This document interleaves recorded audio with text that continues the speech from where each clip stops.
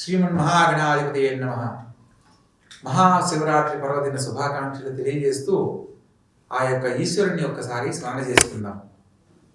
గంగాతరంగ రమణీయ జటాకలాపం గౌరీ నిరంతర విభూషిత వామభాగం నారాయణ ప్రియ మదంగ మదపహారం వారాణసీపురపతిం భజ విశ్వనాథం. ఓం నమః పార్వతీపతే హర హర మహాదేవ శంభో శంకర. మహాశివరాత్రి పర్వదినాన మనం ఒక ముఖ్యమైన విషయాన్ని తెలుసుకుందాం. ఓం నమ శివాయ అనేది శివ పంచాక్షరి మంత్రం అయితే, యోగ పంచాక్షరి మంత్రం ఓం అరుణాచల శివ.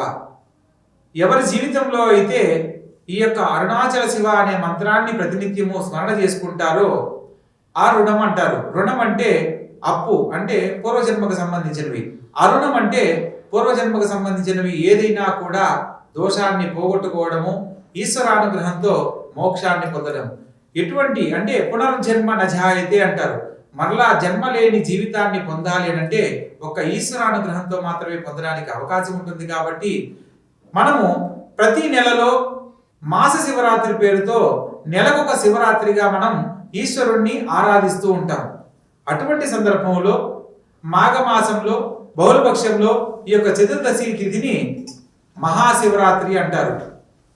ఈ యొక్క మహాశివరాత్రి పర్వదినాన ఎవరైతే పరమేశ్వరుణ్ణి ఆరాధిస్తూ ఉపవాస నియమాలను పాటిస్తూ బిల్వదళాలతో అర్చన చేస్తూ జాగరణ రూపంలో శివనామాన్ని జపిస్తూ ఎవరైతే తరిస్తారో వారికి ఈశ్వరానుగ్రహంతో ఈ యొక్క భూమి మీద అనేక రకాల భోగ భాగ్యాలను అనుభవించే జీవితాన్నే కాకుండా వారి యొక్క చివరి దశలో ఈశ్వరానుగ్రహంతో మోక్ష ప్రాప్తిని పొందడానికి కూడా అవకాశం ఉంటుంది అని మనకు శివపురాణంలో విశేషంగా తెలియజేయబడింది. అటువంటి మహాశివపురాణంలో మనకు తెలుసుకోవాల్సిన అంశాలలో ఈశ్వరుణ్ణి ఆరాధించే విధానంలో అనేక రకాల ద్రవ్యాలతో అభిషేకించి స్వామివారి దివ్య ఆశీస్సులు సంపూర్ణంగా పొందుతూ ఉంటారు. అటువంటి సందర్భంలో ఈశ్వరునికి అన్నంతో అభిషేకం చేసి స్వామివారి అనుగ్రహాన్ని సంపూర్ణంగా పొందడం అనేది జరుగుతూ ఉంటుంది.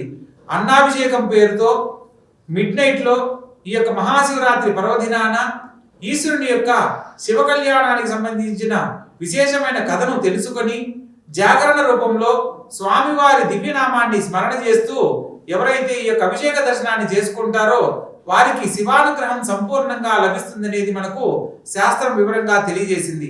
ఈశ్వరునికి సంబంధించి అభిషేకించే ద్రవ్యాలకు ఒక్కొక్క ద్రవ్యానికి ఒక్కొక్క విశిష్టత తెలియజేయబడింది.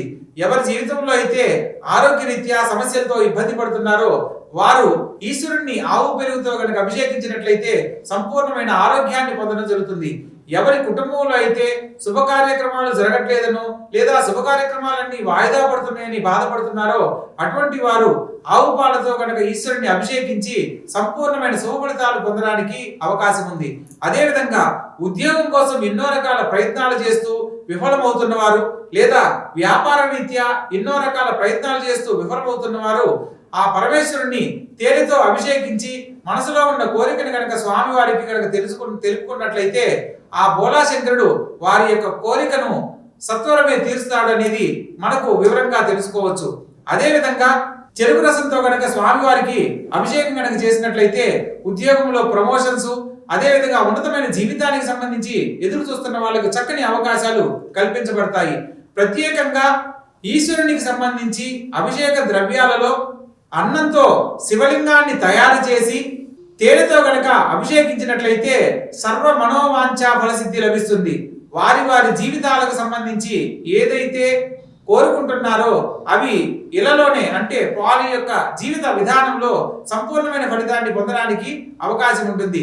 ప్రత్యేకంగా వంశపారంపర్య దోషాలు తొలగిపోవడానికి సైకతలింగం ఒక మట్టితో శివలింగాన్ని తయారు చేసి మృతికాలింగంగా స్వామివారిని కొలుస్తూ శివనామ పంచాక్షరి మంత్రంతో ఓం నమ శివాయ అని కానీ లేదా యోగ పంచాక్షరి అయిన ఓం అరుణాచల శివ అనే మంత్రంతో గనక స్వామివారిని ఆరాధిస్తూ అభిషేకించినట్లయితే వారికి వారి కుటుంబాలకు వంశపారంపర్యంగా ఏర్పడిన దోషాలన్నీ తొలగిపోయి ఈ యొక్క జన్మలో వారు అనుభవించవలసిన గొప్ప జీవితాన్ని అతి శీఘ్రమే పొందడానికి ఈశ్వరానుగ్రహం సంపూర్ణంగా లభిస్తుంది. ఒక్కొక్క అభిషేకానికి, ఒక్కొక్క ద్రవ్యానికి ఒక్కొక్క విశిష్టత ఎలా అయితే ఉందో, ఈశ్వరుణ్ణి మనం సంపూర్ణంగా ధ్యానించుకోగలిగితే ఆయన యొక్క అనుగ్రహాన్ని ఎవరైనా కూడా పొందవచ్చు అన్న అంశాన్ని మనం తెలుసుకోవచ్చు. ప్రత్యేకంగా ఈ యొక్క శివరాత్రి మహాపర్వదినాన ఉపవాస నియమాలు అనుసరిస్తూ జాగరణ సమయంలో ఈశ్వరుణ్ణి ఆరాధిస్తూ స్వామివారి దివ్య నామాన్ని పంచాక్షరి మంత్ర రూపంలో కనుక పఠించినట్లయితే సర్వ మనోవాక్కాయ సిద్ధి లభిస్తుంది అనేది మనకు శాస్త్రం శివపురాణం వివరంగా తెలియజేసింది.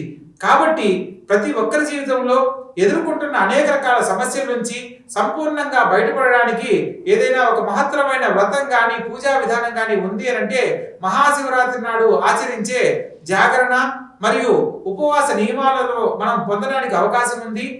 నకార్తీక సమోమాస అన్నట్లు ఈ యొక్క మాఘమాసము పరమేశ్వరుణ్ణి అదేవిధంగా విష్ణు భగవంతుడిని ఆరాధించడానికి అత్యద్భుతమైన మాసంగా మనకు తెలియజేయబడింది. హరిహరులను ఏకకాలంలో ఆరాధించడానికి ఇది అత్యద్భుతమైన మాసంగా మనకు తెలియజేయడం జరిగింది. ఎవరైతే ఈ యొక్క మాఘమాసంలో తెల్లవారుజామున లేచి మాఘ స్నానాలు ఆచరిస్తూ శివరాత్రి సమయం వరకు స్వామివారిని దివ్యనామాన్ని స్మరణ చేసుకుంటూ ఈ యొక్క మహాశివరాత్రి పర్వదినాన స్వామివారిని విశేషంగా పూజిస్తూ ఉపవాస నియమాలు పాటించి జాగరణ సమయంలో స్వామివారి దివ్యనామాన్ని స్మరణ చేసుకుంటూ ఎవరైతే కాలాన్ని గడుపుతారో వారికి విశేషమైన కీర్తి ప్రతిష్టలు లభిస్తాయి. అదేవిధంగా బిల్వార్చనకు సంబంధించి బిల్వ దళాలతో స్వామివారిని అర్చించినట్లయితే ఏక బిల్వం శివార్పణం, ఒక బిల్వపత్రాన్ని ఈశ్వరుడికి సమర్పించినంతనే 3 జన్మల పాపాలు తొలగిపోతాయని మనకు బిల్వాష్టకంలో వివరంగా తెలియజేయబడింది. త్రిదళం త్రిగుణాకారం త్రినేత్రం చ త్రియాయుధం త్రిజన్మ పాప సంహారం ఏక బిల్వం శివార్పణం అంటారు. త్రిదళం త్రిగుణాకారం, ఇది 3 కోణాలకు సంకేతంగా ఉంటుంది. త్రిదళం ఒకే రెమ్మకు 3 ఆకులు కలిగిన ఒక పత్రము, దీన్ని బిల్వపత్రం అని అంటారు. ఇది త్రిదళం త్రిగుణాకారం. త్రినేత్రంచ త్రియాయుధం, ఇది ముక్కంటికి సంకేతంగా త్రినేత్రంచ త్రియాయుధం, ఈశ్వరుడి యొక్క త్రిశూలంలో 3 శూలాలుగా ఉంటుంది. దానికి సంకేతంగా దీన్ని త్రియాయుధం అనే పేరుతో కొనియాడబడడం జరిగింది. త్రిజన్మ పాప సంహారం, 3 జన్మల పాపాలను పోగొడుతుంది. ఏ సందర్భంలో? ఏక బిల్వం శివార్పణం, ఒక్క బిల్వపత్రాన్ని ఆ పరమేశ్వరునికి భక్తితో సమర్పించినంత మాత్రానే మనకు 3 జన్మల పాపాలు తొలగిపోతాయనేది విశేషంగా తెలియజేయబడింది. కాబట్టి ప్రత్యేకంగా ఈ యొక్క మహాశివరాత్రి పర్వదినాన భక్తి శ్రద్ధలతో ఈశ్వరుణ్ణి వేడుకొని ప్రతి ఒక్కరి జీవితంలో కోరుకున్న జీవితాన్ని సంపూర్ణంగా పొందాలని, ఆ ఈశ్వరానుగ్రహం ప్రతి ఒక్కరికి కలగాలని కోరుకుంటూ సర్వే జనా సుఖినో భవంతు. శుభం భూయాత్.